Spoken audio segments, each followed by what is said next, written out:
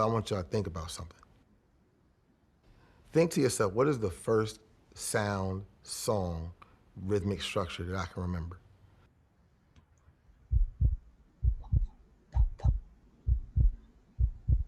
You're hearing the heartbeat. You are getting rhythm. You get accustomed to sounds and the rhythm patterns of those sounds. And so you're passing down information.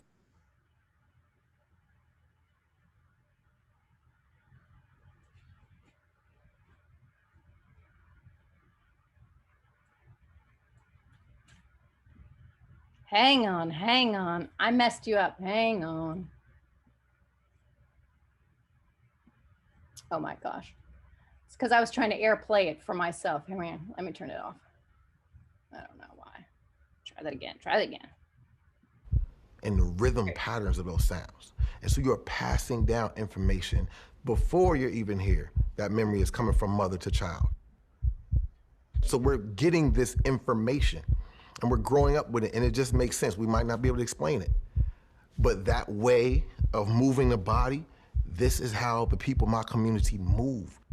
So when I start dancing, I'm right there with you. You don't have to teach me how to do a dance. It's in my blood. It's in my community. I just do it.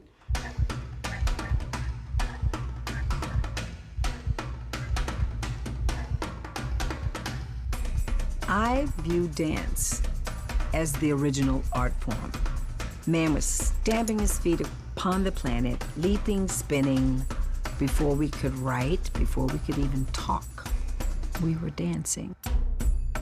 Jazz dance, it's the way that we live, breathe, and speak on a daily basis. It's a conversation. It's about seeing the people around you and really feeling with empathy who those people are and understanding how you relate to them through movement. If jazz is about humanity, and it is, there are infinite ways of being, and we should be allowed to move through all of those spaces and claim jazz. The one thing that I ask of every single person when they're working with this material is, say where you got this stuff from, and if you're not sure, investigate and do the research. In the same way that no one owns jazz, no one's really making up anything that didn't come from someplace. Part of why our history is not understood is because we don't attribute, and we don't call back to what came before. We are always steeped in like now and there, like what's beyond. The history allowed us to get to now, so it's our responsibility to the form to attribute where stuff comes from.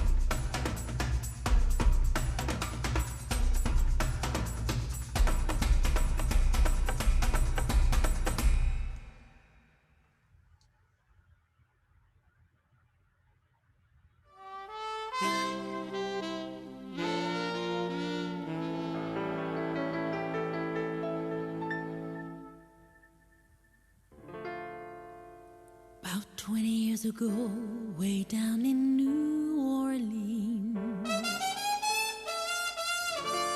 a group of fellas found a new kind of music, and they decided to call it jazz.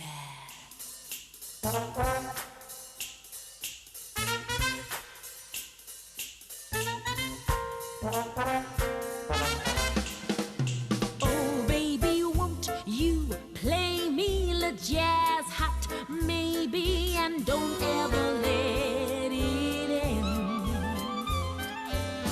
I tell you, friend, it's really something to People be. all over the world love jazz dance. They just don't realize that they love jazz dance. It is very hard to define what jazz is, but then when you see it, you see it. Liz Thompson used to say, jazz dance is dance's bastard child.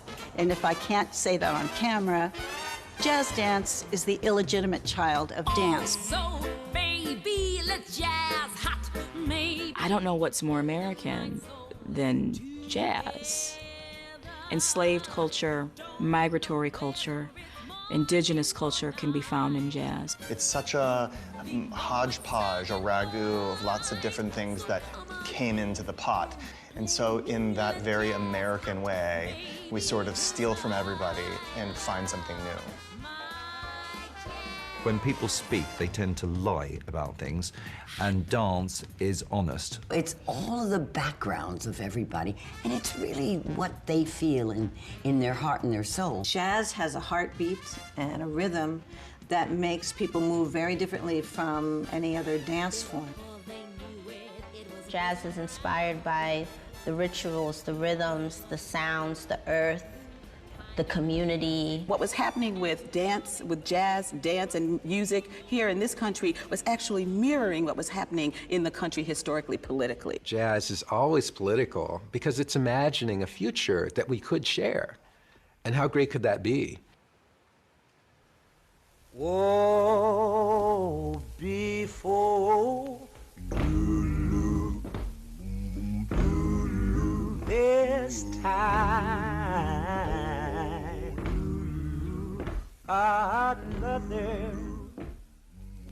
the culture of dance is deeply embedded in Afro-diasporic people, deeply embedded. We dance, even if there's no performance. It's just in us to dance. It's emotionally freeing. It's how we deal with day-to-day life. It's how we express ourselves through joy, through sorrow, through pain. I went in the valley. You can't dismiss the way that racism has impacted jazz dance.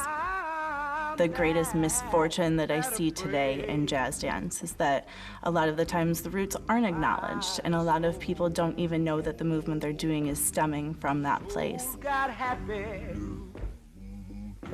The atrocities that a lot of our ancestors had to face, they put into their dance, into their music. They expressed themselves and released their tension and that stress through their art. If they didn't have these outlets, man, I don't know if they would have survived.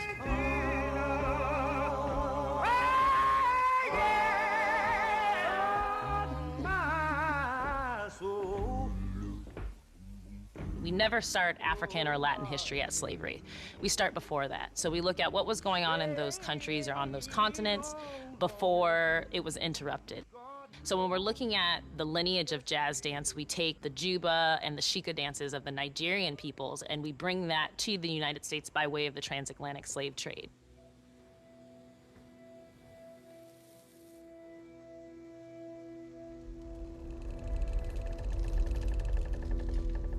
That's part of what the Middle Passage did that's quite different than how the dances might have developed on the continent, because there's so tiny room for Black Americans to maneuver socially that the embodied movement that becomes jazz takes on that much more potential, possibility, urgency.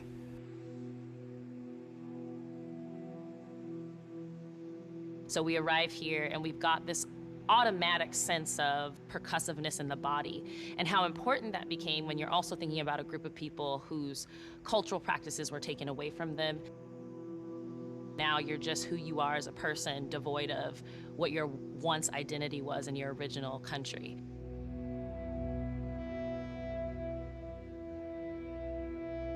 For slaves, their dance and their music was all they owned for themselves.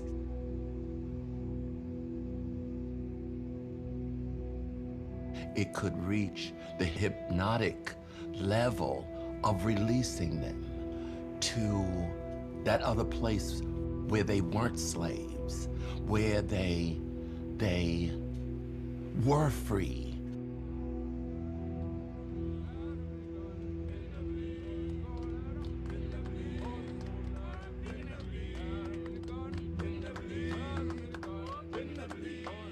The Slave Act of 1739 wouldn't allow Africans to use drums, and the reason was the revolt that was organized in this year was organized by playing drums. They communicated with each other with different rhythms. And so after that, if any African was caught playing drums, their hands were cut off. So this rhythm and this music, this spirit was then redistributed throughout the body.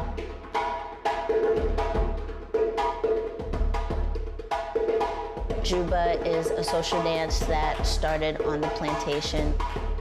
What they did was use their bodies to make the sounds and to still communicate with each other and really continue that community.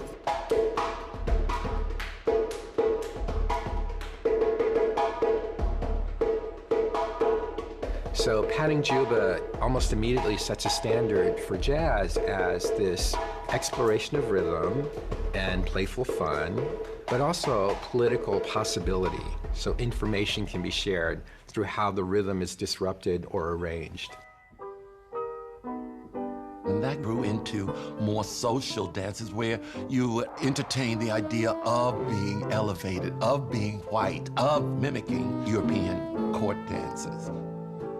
So that's where the cakewalk evolved from. The cakewalk was a dance done on plantations where the Africans who were enslaved at the time would literally make fun of their masters. They would present themselves and their partner, and they would be dressed in a certain way. And so Africans would create these dances to mimic and imitate them. It was a way for the enslaved Africans to resist, and in a moment of oppression, they found a way to release and to find humor and joy. The cakewalk is the foundation for all of Broadway dancing, and thus the foundation for jazz. The cakewalk is the revolutionary moment where something new is produced by this American experiment, if you will, but also this way that Black Americans are disavowed and pushed to this place where creativity is aligned with political possibility.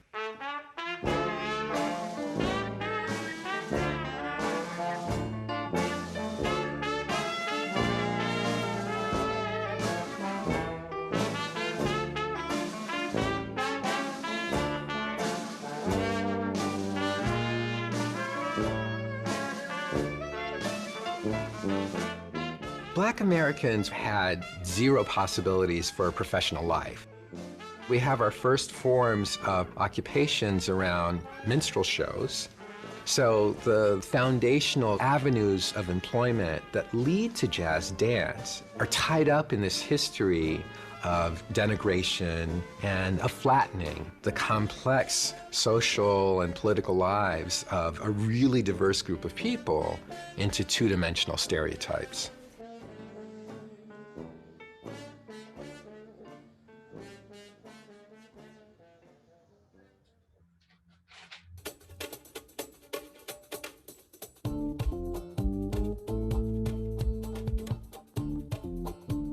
The traits of jazz dance are variations in rhythmic patterns. Because when you think of jazz, jazz moves, it speeds up, it slows down, it has a variation.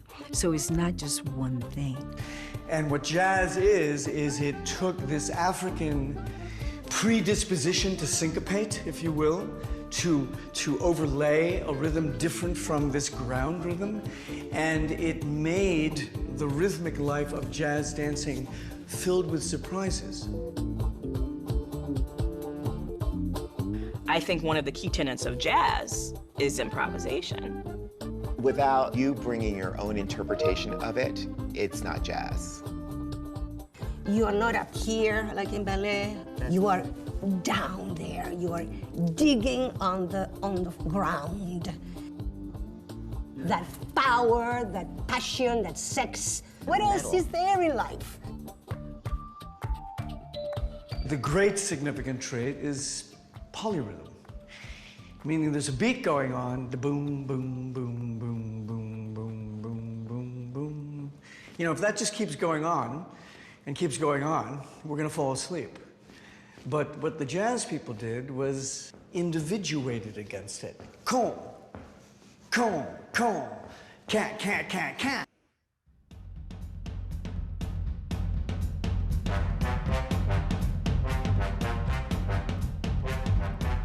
The Harlem Renaissance, we look at it as the African-American Enlightenment movement in the United States. Circa the 1920s, you've got music, dance, philosophers, writers, all doing great things at the same time. And during this time, there was a very big racial divide. But in New York, there were white bodies that were really interested in being a part of the movement. Black America was setting the trend then, like we are now. The Savoy Ballroom in New York was one of the first places where they could not stop whites from coming and having this wonderful socialization with blacks over dance. It was unheard of, but you couldn't stop it. It was just so hot up in that ballroom.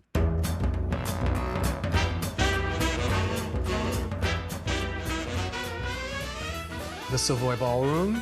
It was the very first integrated public space in the United States. The dancing was so extreme that they had to replace the floor every 3 years.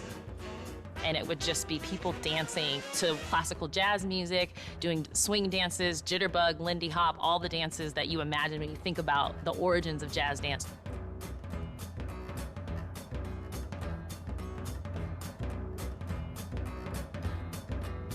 There is a dance, there is a social dance that comes from the community, that lives in the heart.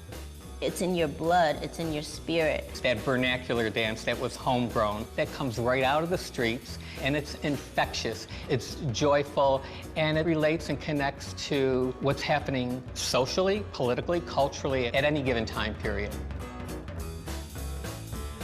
These social dances evolved from the plantation dances of the enslaved Africans, and then were embellished and performed on stage, and national dance crazes evolved, like the Charleston and the Lindy Hop.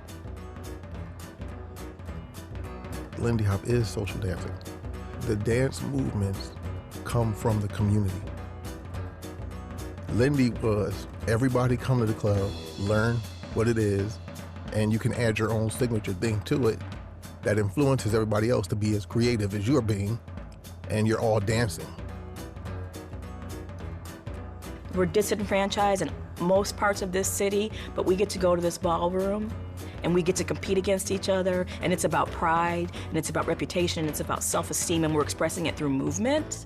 This was really the time when black and white bodies were in conversation with each other. It kind of became okay for a girl from upstate to New York to start moving her hips in that way.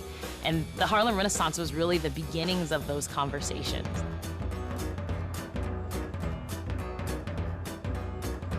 We get to the 1930s, and there are progressive whites who are curious about black culture, not only the parts that they're allowed to see, but something closer to how black Americans imagine themselves among themselves. And these ballrooms make this possible. And then we start to get towards jazz dance. Broadway changes, the dances on Broadway start to look more like the dances that African Americans do at home. They get more rhythmically sophisticated, they get less knowable and more open, and then we really see a shift. And this happens up until the Second World War.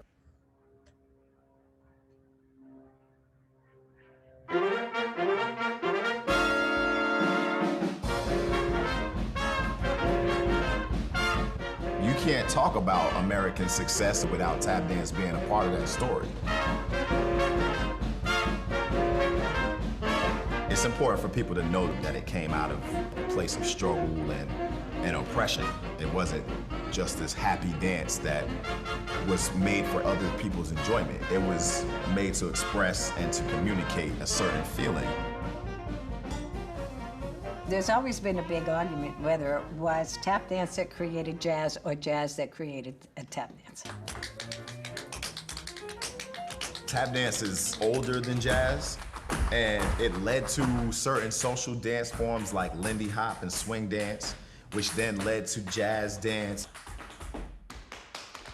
There's also a relationship between African and Irish culture, where we see this percussiveness coming into play with Irish traditional jig dances and also African juba interplaying with each other. The roots of tap are African dance, West African dance 2.0.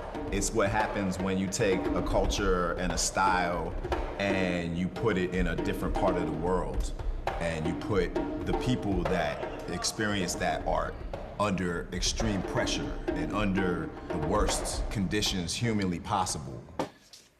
Most black people in America can tap. I don't know. It's just a thing. You're born, you're black, you can tap.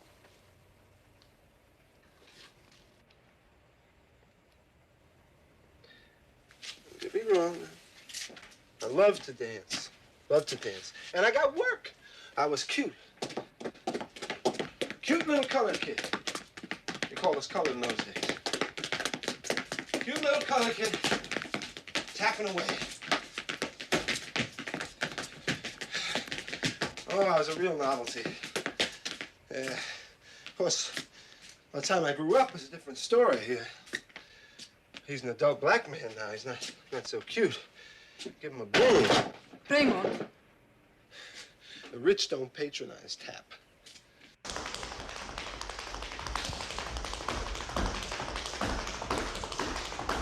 There's a little bit of a fear still to embrace tap dance culture entirely because of the ugly history that it's attached to, which is American history. And unfortunately, I don't think a lot of people are willing to face the truth of what happened or is happening right now in this country. And we're always going to reflect those truths, whether or not they can handle them.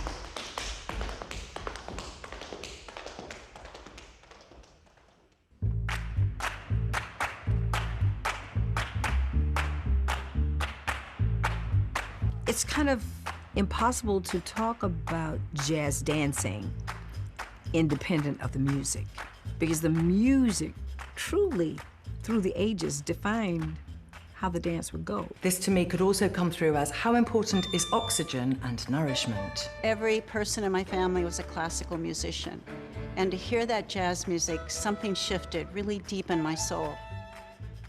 There is an emotionality and a depth that is in that music for me that I'm always trying to get to and to be able to describe with movement, because there is such honesty, such heart honesty. When I hear that sound as a choreographer, that springs images and movement in my head and makes my body, gives me that invitation that I feel jazz music does. Jazz music has all the accents and the moments that happen in between that you don't expect, and being off the beat and being pushed, and just all the variation of styles and percussive nature and elongated notes. It's all in there, which physically, as a dancer, you can relate to and connect to. At one time, the music, jazz dance and jazz music went together, and the dancers were performing to live music. And there was an exchange between the musicians and the dancers. It is so overwhelmingly fulfilling to dance with a jazz orchestra live. I don't think there's anything like it, because you're an extension of that music. It's powerful. Years and years ago, jazz music was to move to. It was to dance to. And then as people doing improvisations got more and more adept, then it became about, look at my skill in improvising and maybe not quite so danceable. And then bebop. And then bebop messed it up. For jazz dance. The musicians of bebop messed it up. Yeah.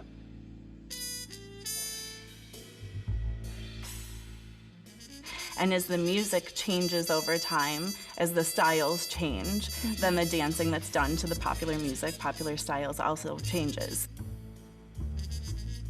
The music got too crazy to dance to, really. So music and dance went their separate ways.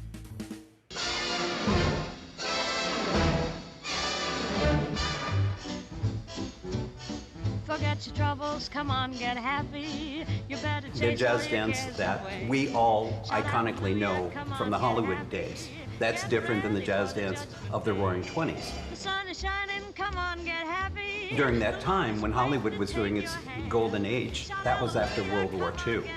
The whole world was in turmoil and needed some uplifting and some joy. The idea of male role models for dancers was few and far between. I didn't know any professional dancers. I didn't know any male dancers. I was the only boy in my school, but I knew who Gene Kelly was. I knew who Fred Astaire was. Just those character men and women that I really, that's what I wanted to do. My mother would watch old movies, and I fell in love with a movie I didn't know the name of at the time, but of course everybody knows it, which is Singing in the Rain. And I liked Gene Kelly a lot, the way he was, I guess, his articulation, the way he was accentuating the music, but then also his character and the way he was telling the story always, and how the dance was kind of infused into the storyline. And I got kind of drawn to that. Gene is athletic and masculine, and it always felt like watching the Olympics, watching him dance. And Fred is beautiful and elegant and non-threatening. You know, he's romantic, and yeah, they were the two different qualities and the two different male dancers that I grew up watching. And then I also grew up watching movie musicals. So, you know, I'm seeing Fred Astaire, I'm seeing the Nicholas Brothers, I'm seeing Bill Robinson, I'm seeing all these famous dancers, and I'm seeing very vivid colors and sets and costuming. And as a kid, it's like watching cartoons, it just grabs you.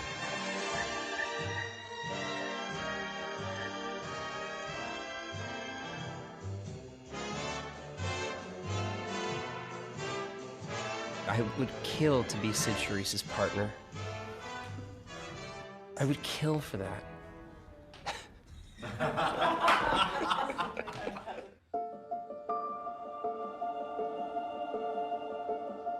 What happened in the 1940s and 50s that is a turning point for jazz is it started to be codified.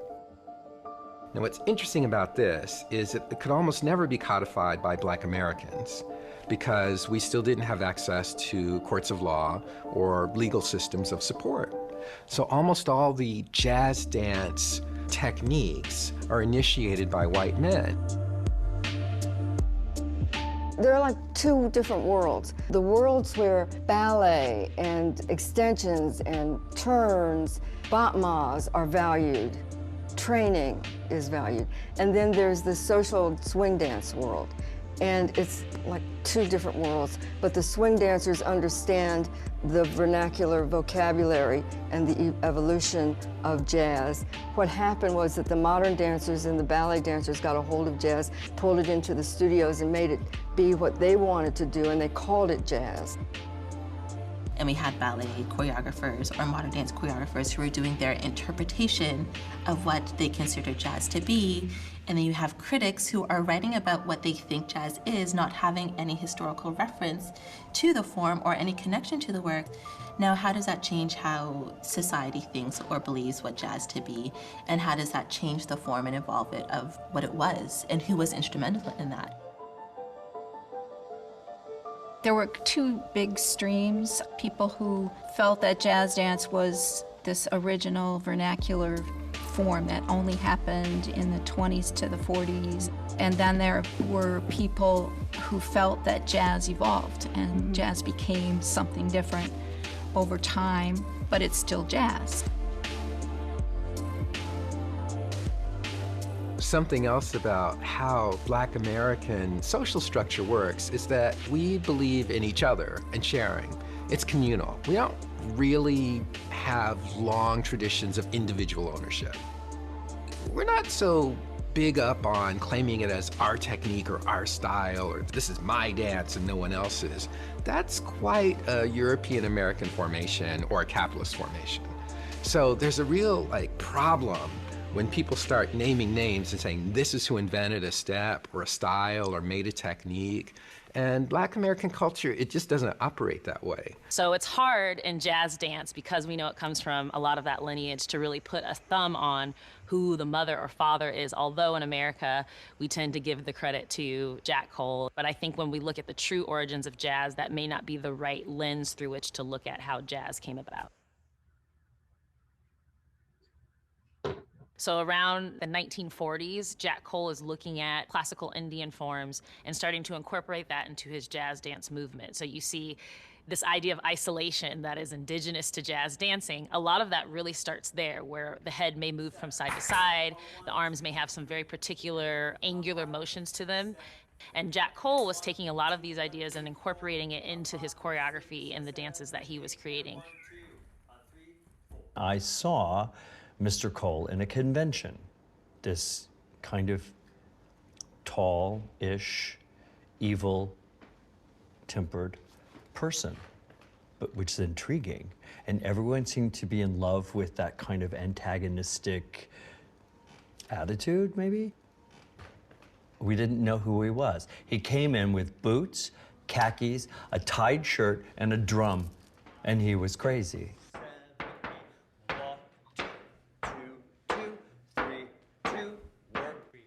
Jack Cole created a technique. Was it taken from Ted Shawn, Rue St. Denis, the Dinashon years? Yes, absolutely. Everyone was involved in his life. Did he put into his pot? They didn't call their stuff jazz. Sell those bananas. Let's do it again, ladies.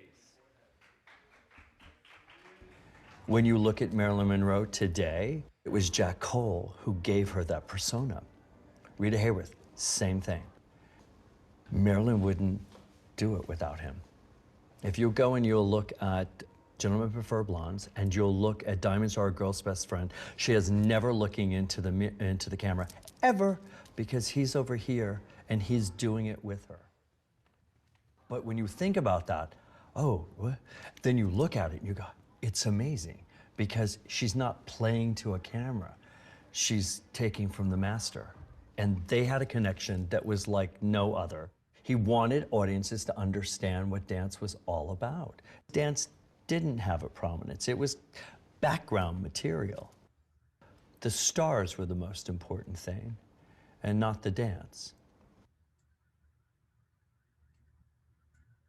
You can't talk about jazz dance in America without talking about Katherine Dunham. I know you're going to talk about Jack Cole, but you got to talk about Katherine Dunham.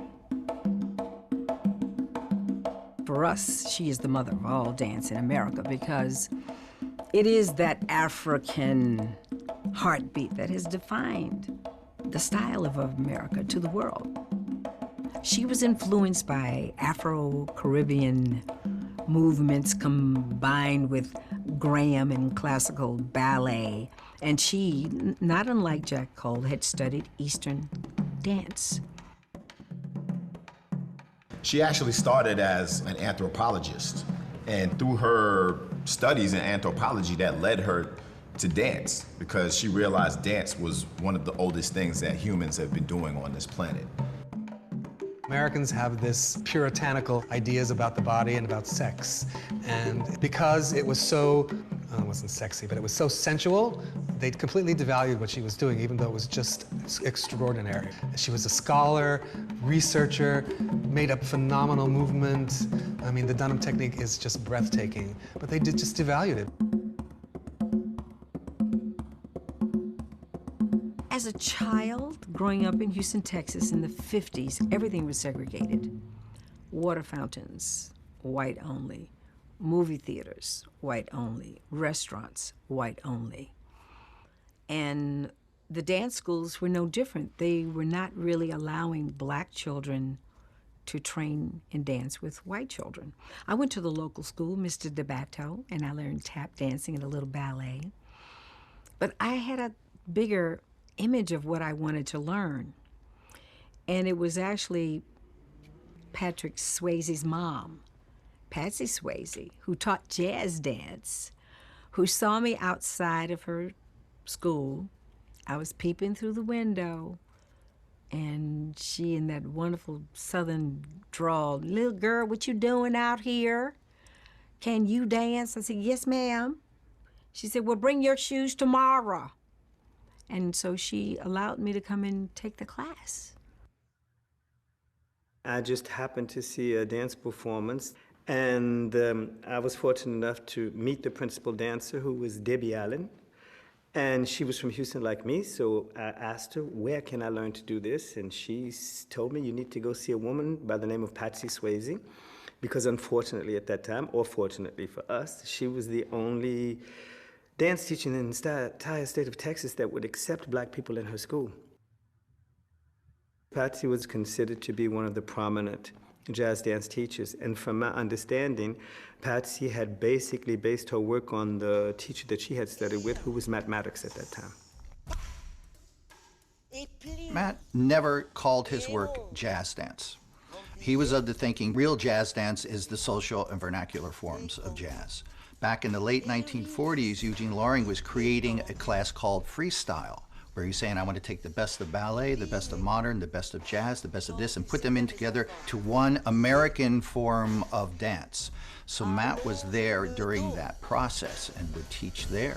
So eventually when Matt left, he had that from Loring, and then he had worked with Jack Cole, so he had the style of Jack Cole, and those two things came together in his later teaching.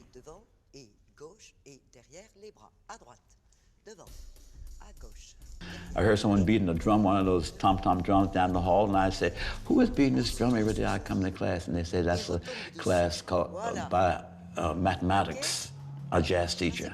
So I opened the door, and I went in, I listened, and I saw all these isolations and the training. They stood in one spot for almost half an hour, 45 minutes, just doing body isolation, head, shoulders, rib cage, hips, legs, parallel legs, turned out arms, all these different positions.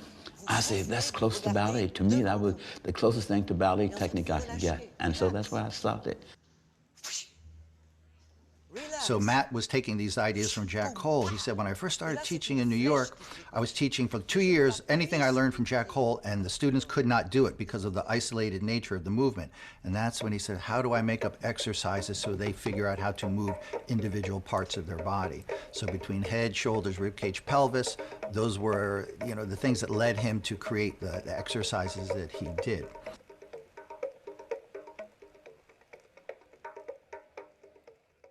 Accent, reflex, rhythm, dynamics, relax.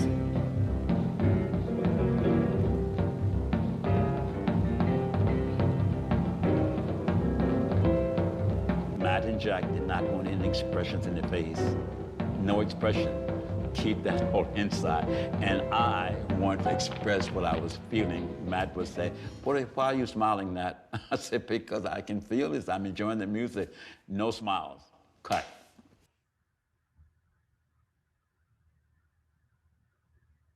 Matt was a very integre and simple and truth man. He never tried to be false or to use, he was always doubting about himself and trying always to get better, because it was never enough, you know? And I have learned that about him. I have a great respect and love. Each people who teach his technique teach the way they understand it, and then they put back with it their own sensibility.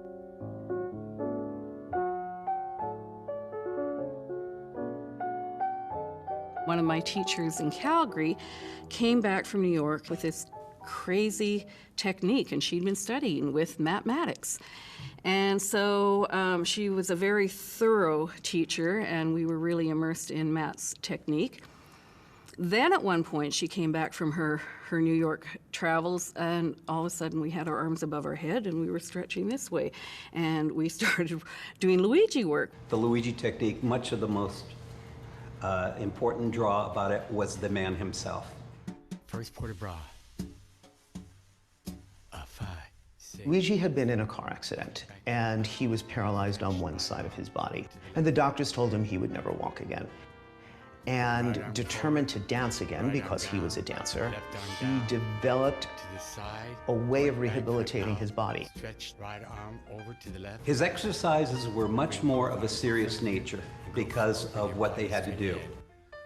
His technique had to rebuild a really broken spirit and a really broken body. He used the image of pressing down on the bar, right? There would be this imaginary bar, and he would press down on it and use it to lift his weight out of the paralyzed leg. Both arms in front of you. He would start out at the bar, use the bar for support, do these exercises, and then step away from the bar and press down on this imaginary bar. And that is the foundation of the technique, this idea of using the space in the room for the support. Passe. And so he would do these exercises extremely slowly and talk about what everything felt like. It really was not about what it looked like. It was about what it felt like. The energy in that room was not like anybody else's class. He was really, really remarkable in that way. He was so intensely involved in it that, it was infectious.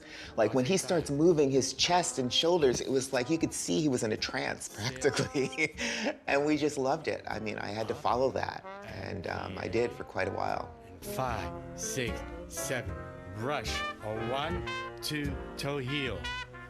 Toe heel, passe back. Brush, repeat. Toe heel.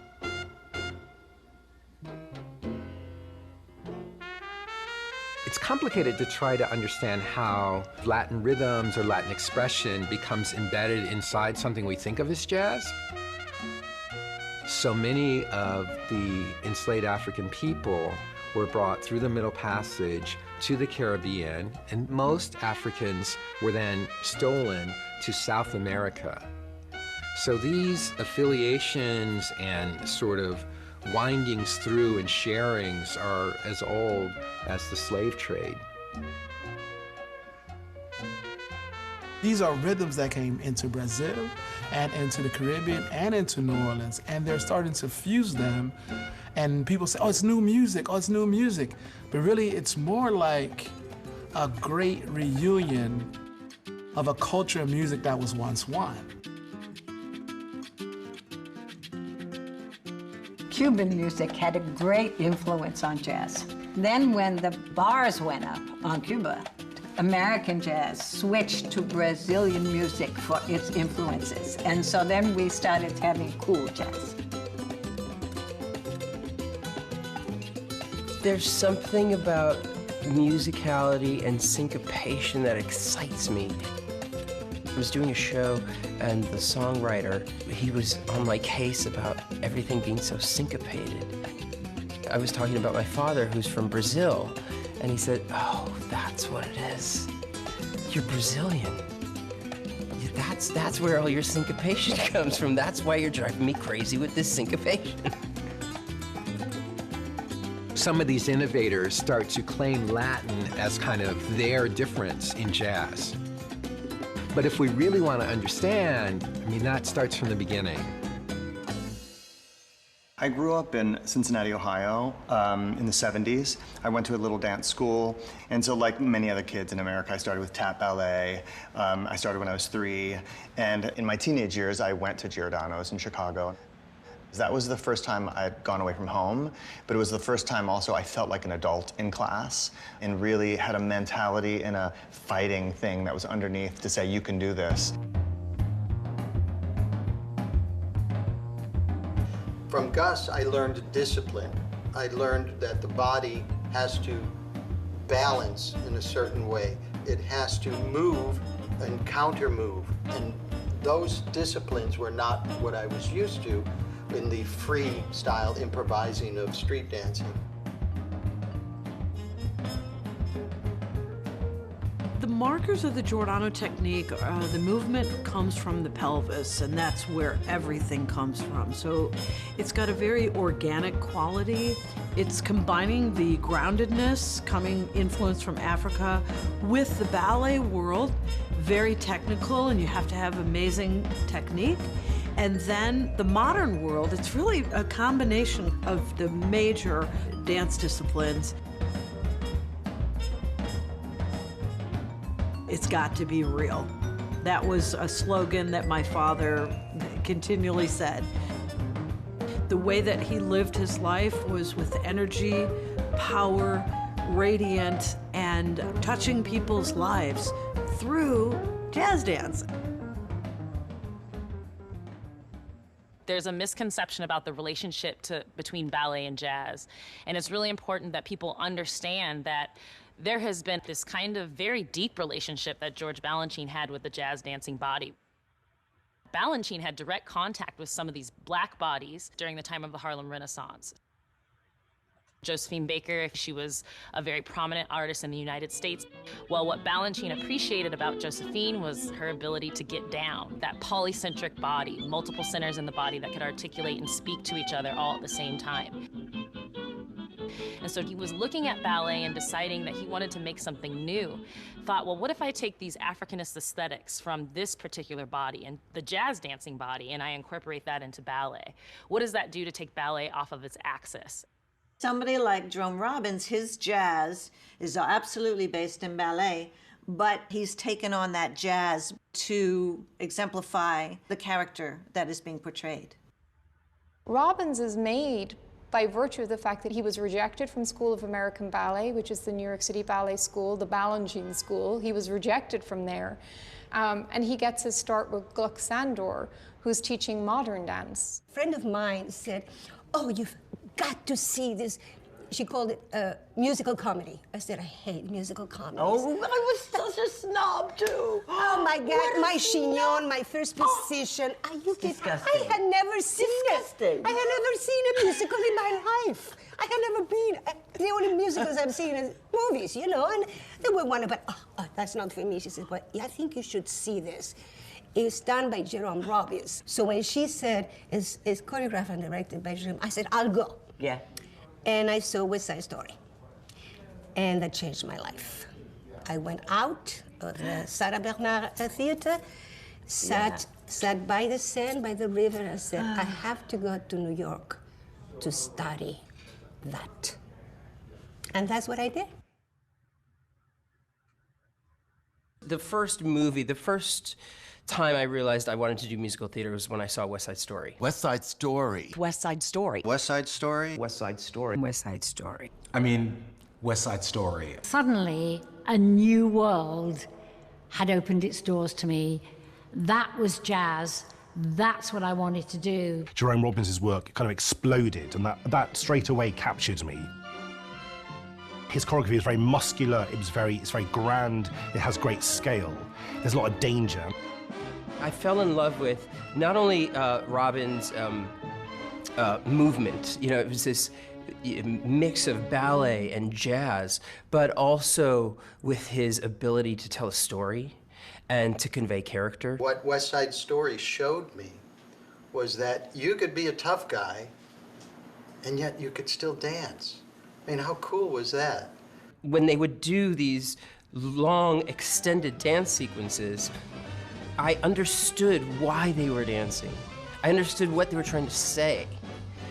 And that helped me understand the story and understand what these characters wanted and needed or were deprived of. I think personally, what the secret of good theater is conflict that leads to resolution. Tension, because there is no answer, and then eventually our hero finds the answer and finds his way. Bob Fosse was the quintessential sculptor of tension and conflict. Sexual tension, conflict, dysfunction that's so deeply seated from childhood, from past marriages, from whatever it is, from social injustice. It goes into the body and it crunches the body down. He grew up dancing in a lot of vaudeville houses. I mean, he was around the strippers and a lot of that stuff. And you see a lot of that influence in his work. He would always say, I couldn't turn out, so I turned in. And I had bad posture or whatever, you know, so I let it come down like this. He was, you know, pigeon-toed. You know, he was a little guy. There always seemed to be something in Bob that was just so cool. It was just, right in there. It was addicting, it was heady, it was jazz. I think that the turning point for him was Pajama Game. And Gwen then entered the picture. She was his muse, is absolutely his muse. And I really think that the work with Gwen sealed it. If you look at his dancers, there were no cookie cutters. It's not, oh, this is made up of a bunch of this and a bunch of that. It's like, there was you, there was me, there was this person, that person. We were all different. We all brought our own thing to the table that he would then take and just mold and make a masterpiece out of. So we were doing the Silver Tango, and of course I was speaking Hungarian. My whole monologue was Hungarian, and the only English was not guilty. He corrected and gave directions to everybody. Oh, I know this. And he never said a word to me, bad or good or nothing. So one day I said, Bobby, is it okay what I'm doing? I mean, because you haven't said anything to me. And he turned around, looked at me, He says, well, frankly, I don't understand a word you're saying, and I made up my mind that you're guilty. Well, it was like a knife, because I had decided that she wasn't. My work on the character was that she was not guilty. This is so good. I had a whole story going on. Fabulous. It was like somebody had, I went, and just before leaving, he turned around and he went, right? I thought, that's the greatest, cruel, greatest direction I've ever gotten, because he made me feel like Haniek felt. Yeah? During the entire freaking show. He was cruel. He was cruel in that way. He was cruel. But the whole thing was cruel towards the Haniek. Fantastic. It was just, I know. One of Fosse's main descriptions for dancers was that they were actors who communicated with their bodies. So he didn't call them dancers. They were the company, and they expressed themselves and they told that story through the movements in their body. You could look at a dance as if it were a script. So the steps are like the words in a script. So you dance the meaning of the steps, not just steps for the sake of steps, any more than you would act a script just with the words. You don't have to know what it is. I'm the only one who has to know the story. But there has to be something internally going on with everything.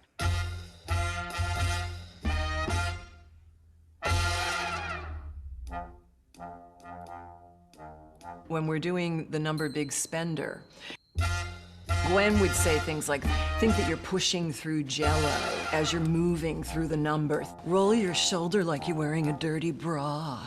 You know, I mean, it was just all these amazing images would be used.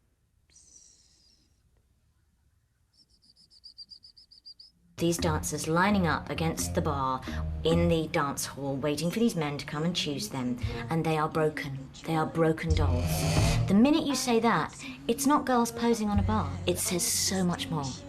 And to me, that just adds these layers that make it so expressive and deep, and at the same time, funny. His big theory was contain and explode, so that you would keep something very quiet, almost like a little secret, and then go, ah!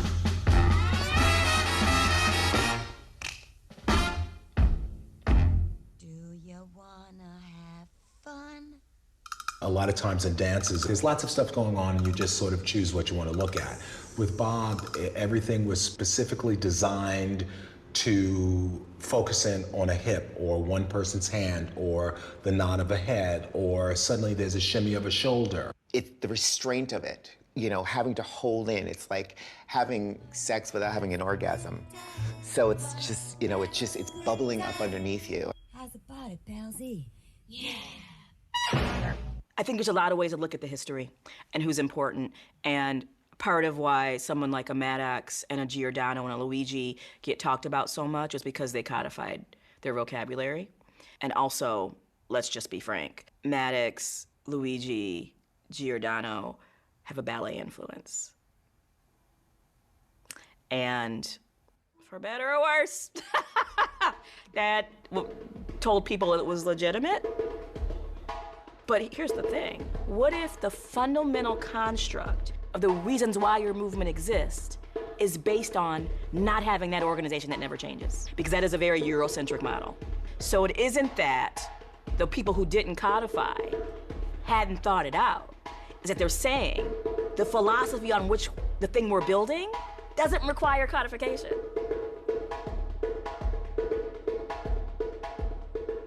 The course of our research is making me question whether we call them the six founding fathers. But can you kind of give me an insight into why they might be called that? So who are you identifying? Giordano, Luigi, Cole, Maddox, Fosse, and Dunham.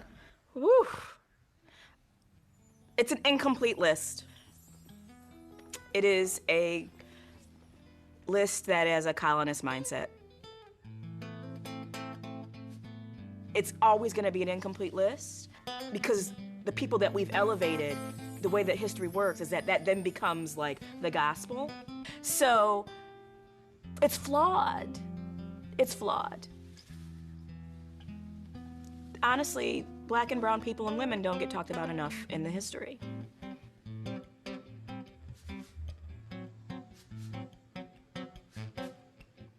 The way people value your art form is based on the sort of historic importance it carries. So people place a lot of value on music and on literature because you can see a body of work amassing over time. But with dance, you don't have that. It is an ephemeral form. And in fact, as a discipline, we often embrace that fact and glory that fact that you only have that one moment where it exists and then it's gone forever. And that's part of the magic and the tragedy of dance. And we sometimes don't want to give that up. But the problem is when you don't keep your history, then you don't know where you've come from. And you can't really know where you're going if you don't know where you've been. I want us all to be more curious about the names we don't know, because Pepsi Bethel should be on that list. Pepsi was an authentic jazz dancer. In fact, his company was the Authentic Jazz Dance Theater. He never talked about his professional experience. It wasn't until years later I found out that Pepsi was a Savoy Lindy Hopper. In rehearsals, Pepsi always indicated what he would do. He'd say, well, I'm gonna go over here and I'll do this, and I'll go over there and I'll do that, blah, blah, blah. Didn't know until I got on stage with the man. He was amazing. It was like sparks were flying from his body and he was scatting and I was stunned for a moment, you know?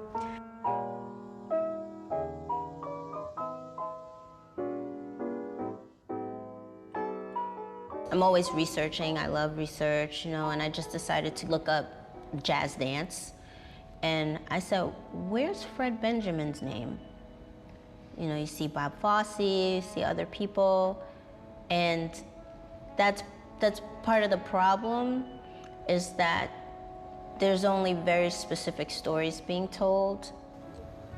To be on this planet during the 60s, in the midst of segregation, to still be able to create your voice in the midst of that, that's real, because Bob Fosse and Fred Benjamin had two very different paths. And I think this is why it's important for so many voices to get lifted up, because it's easy for things to just kind of fall away and not get acknowledged. These are people who were so dedicated to the form that was their whole life. And then they pass away, and if not for their families, you know, out of sight, out of mind. Without JoJo Smith, there's no Broadway Dance Center, literally. He started a school, and then that school became another school, which then became the Broadway Dance Center. But without JoJo's Dance Factory, you can't even get there. One of my biggest influences in my style of dance and jazz was JoJo Smith. JoJo Smith. I saw a special on television, and I saw dancers. They were dancing with an undulation and a smoothness and a fierceness. I said, who the hell is that? The different jazz masters, the early jazz masters, came through ballet training, so their styles were rounded in some way. Not JoJo. JoJo came through the martial arts, and his mother was in Katherine Dunham. So the dance and then martial arts had like a squarish kind of style. Before JoJo's Dance Factory, which also my mother Sue Samuels helped build, every dance teacher had their own studio. And so you had to go to this one studio to get ballet. You had to go to this studio to get tap. You had to go here to get jazz. They actually brought all the styles and techniques under the same roof for the first time. And they don't get credit for it, but now I look around the world and all dance studios are modeled after what they started in the 70s. These are these names that get lost because they were doing the work on the daily. They were teachers, and they were doing the work day in, day out.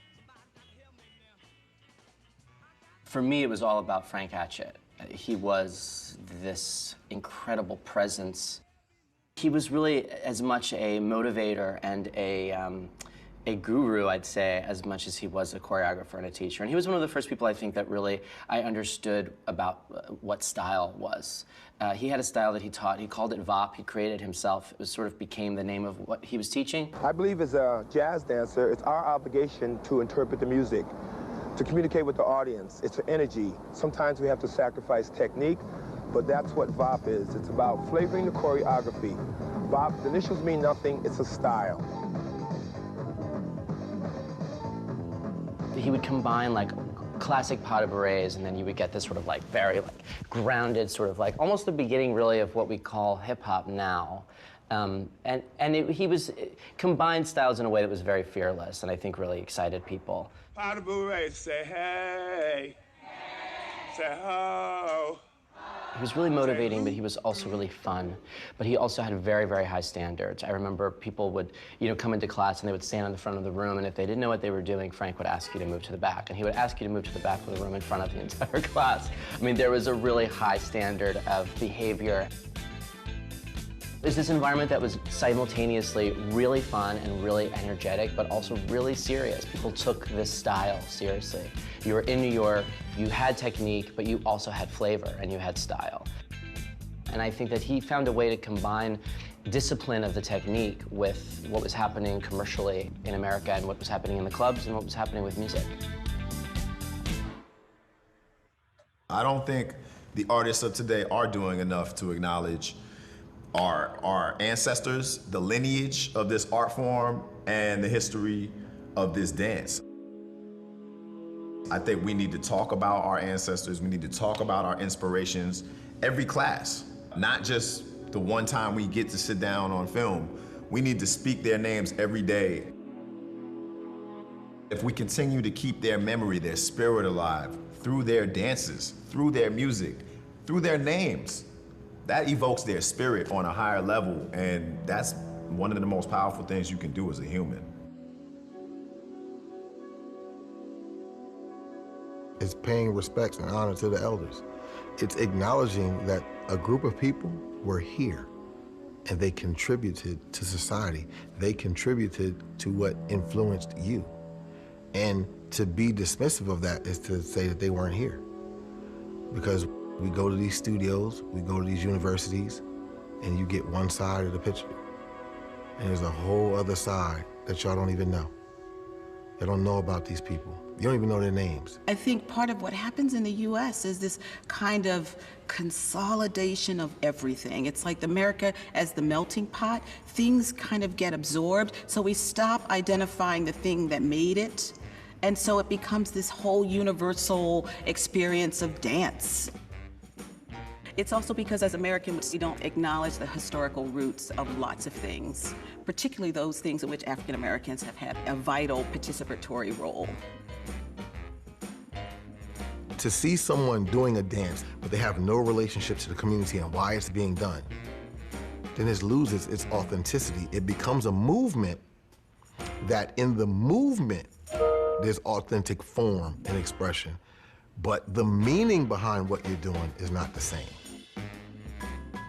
African-American creativity does get appropriated. It gets taken and moved to somewhere where it never was before and dropped down to do a different kind of work. And then the people who created the form can't benefit from all of the things that might be available in this other space. On Broadway or Hollywood, where there might be money or more work, or the possibility to live in a neighborhood where schools are good for children. Like, that's not available for the Black people who are developing these dance forms and these creative addresses. So it's important to understand that this is a part of how jazz is formed. It's not going to go away. It doesn't not exist just because we wish it didn't. This is what jazz is, too. It's part of it. I think people do have a genuine, I don't even know if I can say that word, but they have a respect for it. But I just think there's a lot of conversations to have as to how authentic you're doing it. You're trying to hold on to something. It might not be something for you to hold on to. I think it's also where's the support for the community that this art form comes from. It's the people. And when people divide and take the dance away from the people, and say, this dance is cool, but I don't want to mess with you as a person, there's danger in that, because now we're just appropriating these art forms for sale, as opposed to appreciating the people that have brought these art forms out and getting the true meaning of what they're doing and what they're trying to say. The civil rights movement is another challenging moment in American political history. Our dances start to shift yet again, and they become even more weighty. So we're seeing a lot of fists, and things are getting just harder because the struggle for civil rights is also reflected in the social dances that we create. We are going to walk non-violently and peacefully to let the nation and the world know that we are tired now. We've lived with slavery and segregation 345 years. We waited a long time for freedom. We are trying to remind the nation of the urgency of the moment.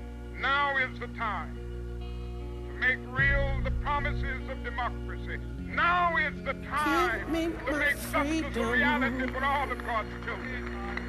Run from these demons. Please don't give them a reason to spill blood on my sneakers. So I just put my... Martin Luther King was shot and was killed tonight. Remember? They just because they don't understand us. Try to beat us down when we try to stand up. I ain't even doing nothing. You my opposer when I want freedom. You my opposer when I want justice. You my opposer when I want equality. You won't even stand up for me in America for my religious beliefs, and you want me to go somewhere and fight, but you won't even stand up for me here at home. Oh, baby. Just give me my freedom. Oh, oh, the beautiful America. The murderer, America, the funeral, oh, America, God bless America.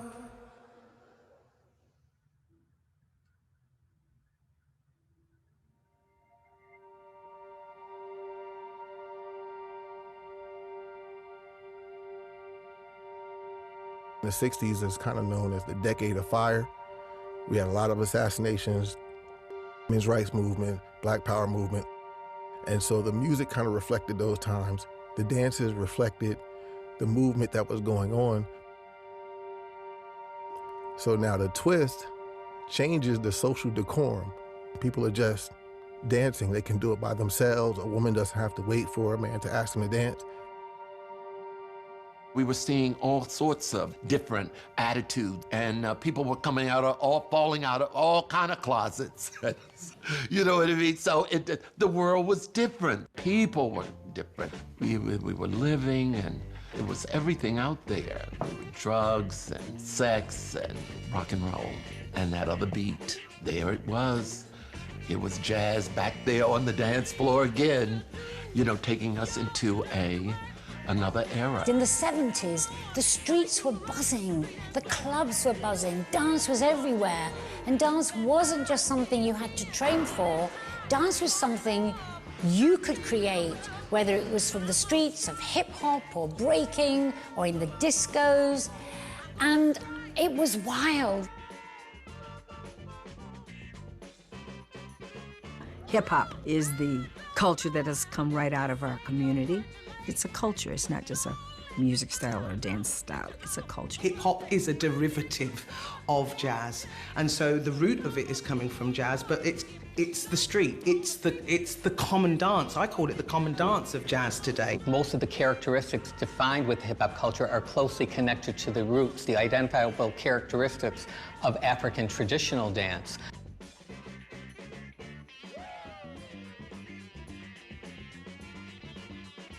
Each generation has a time where you're looking at the politics around you and you're responding to it. That was part of the creation of hip hop, people finding their voices. Pretty much every hip hop dance you see, I can show you footage of that same step from the jazz era. Some of the movement that you see breakers do was part of what was considered eccentric dancing in the jazz era. A lot of that was seen as comedic dancing.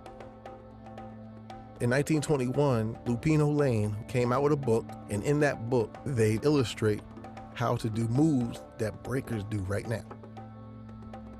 So we can see that none of this stuff is new, and they say nothing's new under the sun. The only thing that might be new is how you put your twist on it. But there's a lineage to this movement that we need to excavate to really understand its social cultural significance. And these are steps that go back to the 1800s, some of them. And so there's a progression that happens in the community that we don't see on the stage. So Lindy Hop didn't die. It transitioned into some other movements for the next generation. So you have Lindy Hoppers today saying, well, the African Americans, they dropped it. You can't drop culture. You don't drop culture. But if you're not in that culture, you don't see how it morphs into the next thing. And so now when I get around young students and they're turning their nose up at hip hop, oh no, I'm not taking hip hop, that's not real dancing. And it's very interesting to me because we'll talk about African American people who, I have to have my natural hairstyle. I have to have the garb. I have to have the black art on the wall. I need to read Langston Hughes. But when it comes to the dance in hip hop, is most tied to your cultural identity and heritage because of the structure, how rooted it is in African dance. But that's not real dancing. And these elders have taught you to value this Eurocentric dance over what's most connected to your heritage. They don't get it. They're not doing it intentionally. They don't see it. Hip-hop, all of a sudden, you see it not dance to hip-hop music, so we're removing it further and further from that culture of which it was born. And it might not have that connection to the place where in the 80s when people were using hip-hop as a way to work out their aggression and from a place of community. So now I see a lot of hip-hop dances where everyone's standing in straight lines and directed outward towards the audience, and there's this disconnect and lack of community, and they're not dancing to hip-hop music, yet they're calling it hip-hop. So we're having a lot of the same issues with these branches off of the jazz tree, and who knows where they'll go.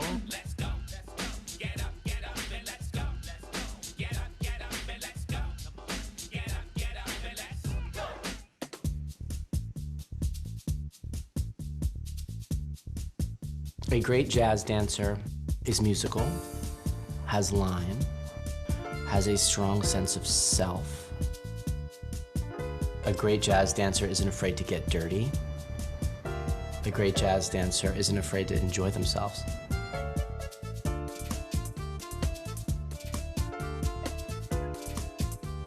It's those extra inches of feeling and movement that I think makes the most dynamic jazz dancer.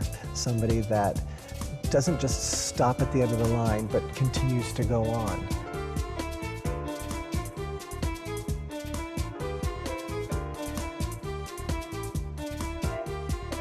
Great jazz dancer knows how to focus. They know how to get the audience to look at them and say, this is what I want. This is what I want you to look at.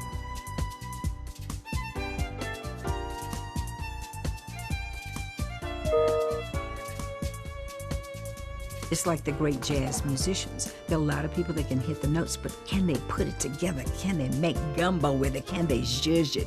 Can they make it hot? You know, that's jazz dancing.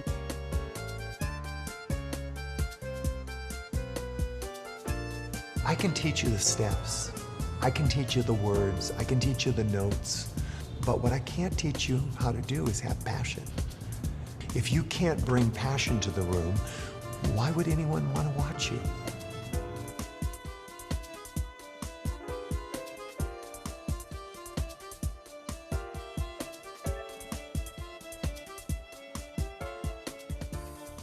In the 80s, dance was visible in a way that It isn't even visible now. It was like, okay, now sex is back, and we got MTV and music videos, and it's hot, and like girls are killing it with the guys strong, shirtless, you know?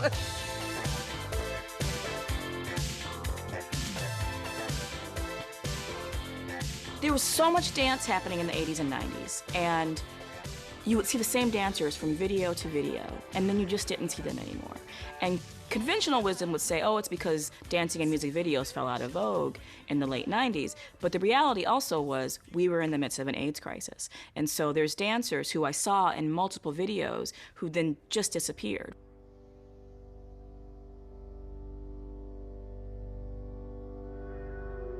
I was a dancer.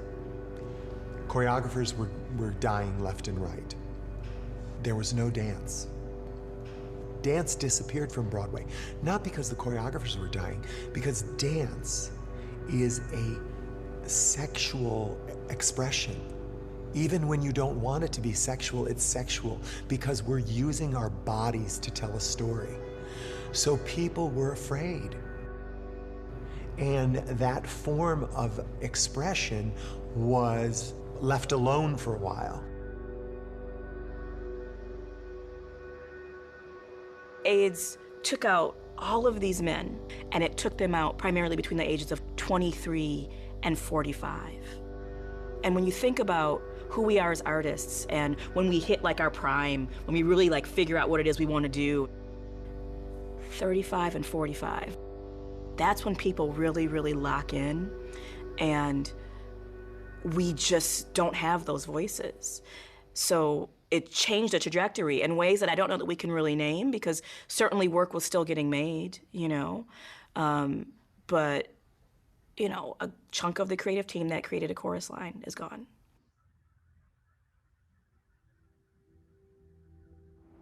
I got to where I am on the backs of a lot of people who are no longer with us. So when I really started to teach in New York, that was during the AIDS crisis. So the young gentlemen who were teaching jazz all over New York disappeared. Those people that we lost a whole connection to things that would have informed theater. God, who knows what we would have been doing now had those people not died.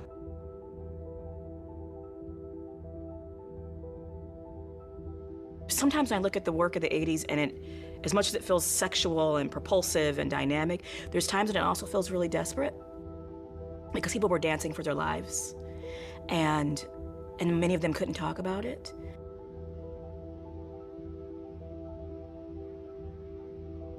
It's heartbreaking.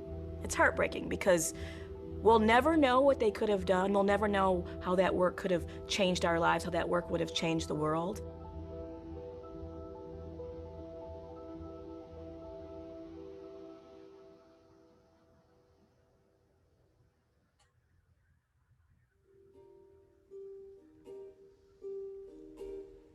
Spread the toes, plie, rolling up. Pressing the whole foot into the floor, feeling very rooted. Stand tall.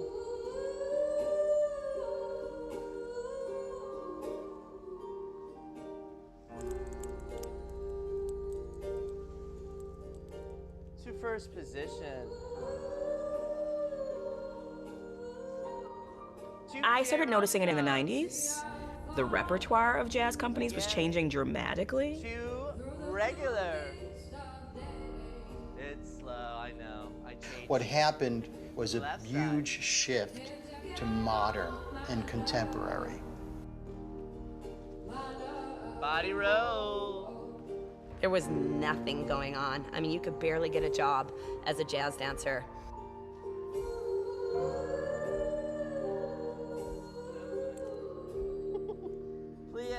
But then, a few years go by, 5, 6 years, Britney Spears, Backstreet Boys, NSYNC, Darren's Dance Grooves.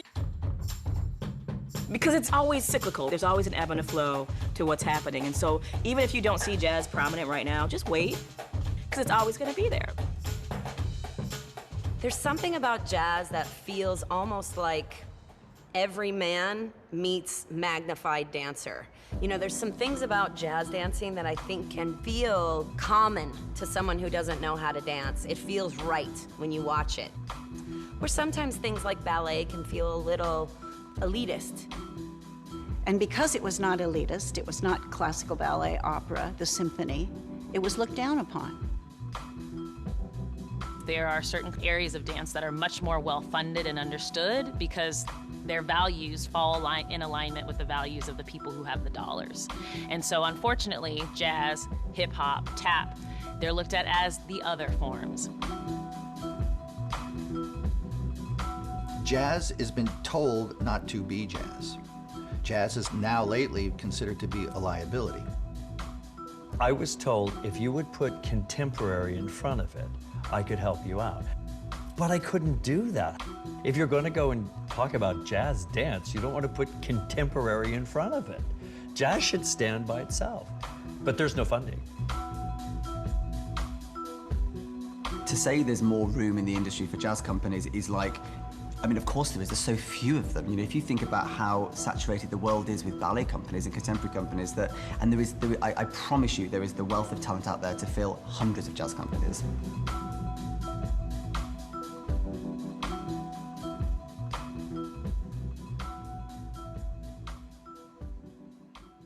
To make a career in dance, to make a career here in New York City, versatility is everything. You have to do everything. You must be a great jazz dancer. You must have great ballet technique. You need to be a tap dancer. You should be great at flamenco and hip hop. And you should sing. You know, it's a lot. There's a lot. I think that what's happening in New York now is that people are taking theater classes because they want to do theater because that's how they can make money. A friend of mine calls it get-a-job jazz. Training people how to actually work in the field, which means commercial work or theatrical work. Jazz as a technique is really how you become great at doing the kind of choreography that you see in theater today. The practice or the way it is taught is only from a commercial point of view. We very rarely go back and we look at the history, the lineage, what makes jazz what it is, what is the aesthetic. And so the aesthetic has changed so much that we don't recognize it today. Sometimes we think of jazz dance as permanently being in peril, but if you look at those popular dance shows on television, there are serious choreographers on those shows that are introducing jazz to a really broad audience. Dance is becoming more accessible to the masses. It's giving them inspiration, and it's getting new people started dancing. I worry that it's all become a little bit tricksy, that if you can do a backflip, you're therefore a jazz dancer. No, you're not. Look at this competition crap. How many pirouettes can I do? How can I expose my crotch in a different way? It's not about moving anybody. It becomes trick-oriented, and that's what the everyday person is seeing on television, and they're going, wow. And we're going, oh, that's just tricks, there's no heart. But there are people looking at dance now, so flip it to the other side, who've never considered looking at dance. So there's a gift in that also. But I think that, you know, we're relying on those young dancers to know the amount of work that goes into being able to perform to that level. And if it can be used as inspiration, it's brilliant. If it's used to make you lazy, then we're in trouble. They do step right off the bus. They have an agent and Twitter followers and a YouTube blog and a thing and a thing and a thing. And all that stuff is just a bunch of horseshit in the way to the work. Just do the work, but they need somebody to guide them in the proper way to do the work and ask more than they think they can do. 7, you go. This flight's out. Go and take it again. 5, 6, Class as a dancer is a place to fall on your face. What happened that started to change when all this convention dancing started, and it all became about competition. And I think as a young person, as a young dancer, it's a place to fail. It's a place to fall down and get back up again and learn how to do something better. Don't focus so much. It's not easy. But anything that's good is not easy. If you want to keep it, you know, if you want it to be a part of you, then it's got to be drilled into you. You have to keep up with your training. I think no matter what, you can never stop learning. Your body is your tool, and you have to maintain that tool, and you have to continue to keep learning and training. Hey, ooh, ba, ba, eh. Most of us, we spent hours, blood, sweat, and tears in a dance class. Doing 8 shows a week, folks, ain't fun. It's really tough. To make that kind of commitment, you get 1 day off a week, and in the theater, you get 2 weeks off a year, and you work every holiday. The theater, the dance world, it is difficult. And so I think for you to survive, you have got to love it more than anything else in the world. I went to a college to teach and brought up some elements of dance history, and I was met with absolute blank faces. I don't understand that. If it's going to be your job and your livelihood and your passion, why don't you know the history of it? And especially today, with the internet, you can find anything out within seconds. I think it's important for studio teachers to constantly sprinkle information to their students. You can teach a Shorty George, okay, a vernacular movement, but you best, while you're teaching that movement, Shorty George, mention that George Snowden was the originator of this movement and that it happened at a place Lindy Hoppers would gather together. All you're doing is just sprinkling information while they're learning it. Ba, ba. Okay? All right, good enough? 4 times, right side, left side, right side, left side. We as dancers have been mentored. We have a responsibility to do the same. We're all kind of vessels, aren't we? And taking into the dance studio our knowledge and what we know, and then you don't realise you're impacting the next generation. There's a lack of curiosity about jazz, about what it is, about what its relation to our history is. I mean, jazz is the history of America, pure and simple. It's the American voice that has allowed so many people in oppressed situations speak. And that's a beautiful thing. If dance can do that too, man, it's an empowering tool that we should never take away from our children, never take out of schools as we have been doing. We should implement it more into our educational system. We're not having a dialogue in the jazz dance field. Part of it is that the concert people are sort of conflicted about the relationship to the contemporary people. And the contemporary people and the swing people have no relationship. But what I do know is the urban dance community and the tap community have figured out how to always stay in dialogue with each other regardless of the different schools. And the jazz community does not know how to do that, and it's tragic. And it's why we're in this place that we're at right now, where we're trying to still like claw and claim because we don't communicate.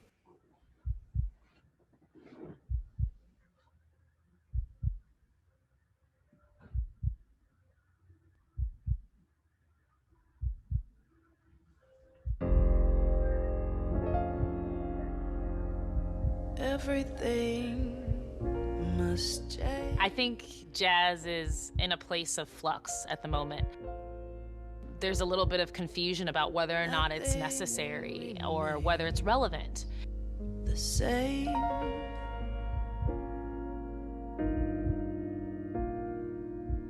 We are in transition.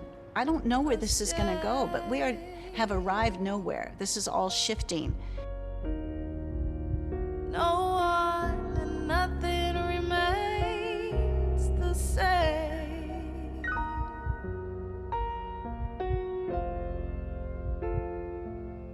Young. I would never profess to tell you how to dance if that's what you want to do, and I would celebrate what you do. It may not be what I want to do.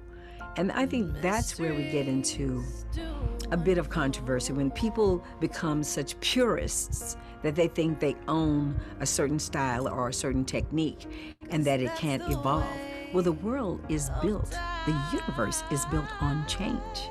And if nothing changes, it is stagnant, it is not alive. No one remains unchanged.